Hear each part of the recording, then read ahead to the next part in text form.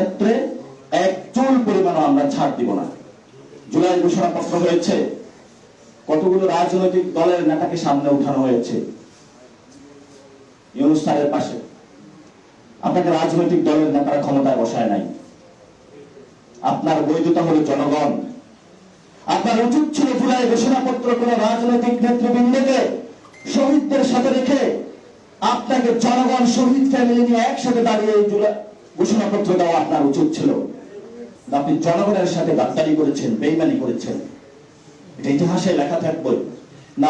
আপনাকে সুযোগ দিচ্ছি, এখনো সময় আছে, আপনার সামনে এখনো সময় আছে, আপনার সামনে সাথে জনগণ আছে, জনগণ আপনাকে বসেছে, এখনো জনগণের কাছে যান, জনগণকে জিজ্ঞাসা করেন, যারা তাদের কাছে ক্ষমা প্রার্থনা করেন, ভুল করেছি কিন্তু আমি আমাকে সংশোধন করতে চাই, আপনাদের হয়ে আমি একটি নতুন সংবিধান বানাতে চাই।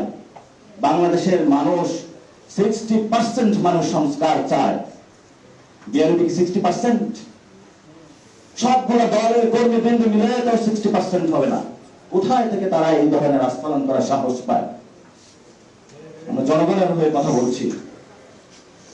এই জন্য বলবো, যারা মূর্খ তাদের বোধোদয় হোক, যারা লন্ডনে সিজদা দিয়েছে তাদের সিজদার কেবলা পরিবর্তন করে জনগণের মুখে তাদেরকে সিজদার কেবলা করতে হবে।